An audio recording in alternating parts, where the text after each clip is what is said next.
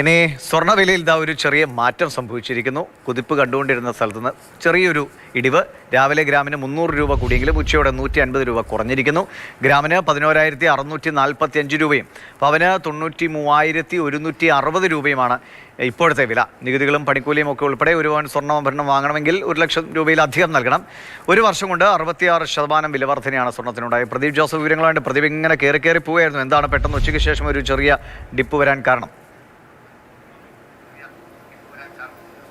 ദിവിഷ ഒറ്റ ദിവസം കൊണ്ട് വിപണിയിലുണ്ടാകുന്ന ഏറ്റവും വലിയ വർധനയാണ് ഇന്ന് രാവിലെ രേഖപ്പെടുത്തിയത്. ഗ്രാമിന് 300 രൂപ, അതായത് പവന് 2,400 രൂപയുടെ വർധനവ്. അങ്ങനെ പവന് 94,360 രൂപ എന്ന നിലയിൽ എത്തിയിരുന്നു. എന്നാൽ ഏതാണ്ട് ഉച്ചയ്ക്ക് വില നിർണ്ണയം നടത്തിയപ്പോൾ ഗ്രാമിന് 150 രൂപയുടെ കുറവാണ് അനുഭവപ്പെട്ടിരിക്കുന്നത്. നിലവിൽ ഗ്രാമിന് 11,645 രൂപയാണ് വില, അതായത് പവന് 93,160 രൂപ. എങ്കിൽ തന്നെ നികുതിയും ഒപ്പം GST, പണിക്കൂലി കൂടാതെ ഹാൾമാർക്കിംഗ് ചാർജ് ഉൾപ്പെടെ ഒരു പവൻ സ്വർണ്ണാഭരണം വാങ്ങണമെങ്കിൽ 1 ലക്ഷം രൂപയ്ക്ക് മുകളിൽ കൊടുക്കണമെന്നതാണ് സാഹചര്യം. സാധാരണഗതിയിൽ കൂടുതൽ കടകളിലും 5% പലിശ നിരക്കാണ്, 5% പണിക്കൂലിയാണ് ഈടാക്കുന്നത്. ഇത് കൂട്ടിയാൽ തന്നെ 1 ലക്ഷം രൂപയിലധികം നൽകണം. അതേസമയം വരും ദിവസങ്ങളിലും സ്വർണ്ണവില മുകളിലേക്കായിരിക്കാൻ തന്നെയാണ് സാധ്യത എന്ന് പറയുന്നു. പ്രധാനമായും അമേരിക്കൻ ഫെഡറൽ റിസർവ് പലിശ നിരക്കിൽ മാറ്റം വരുത്തിയേക്കുമെന്നുള്ള ചില സൂചനകളുണ്ട്.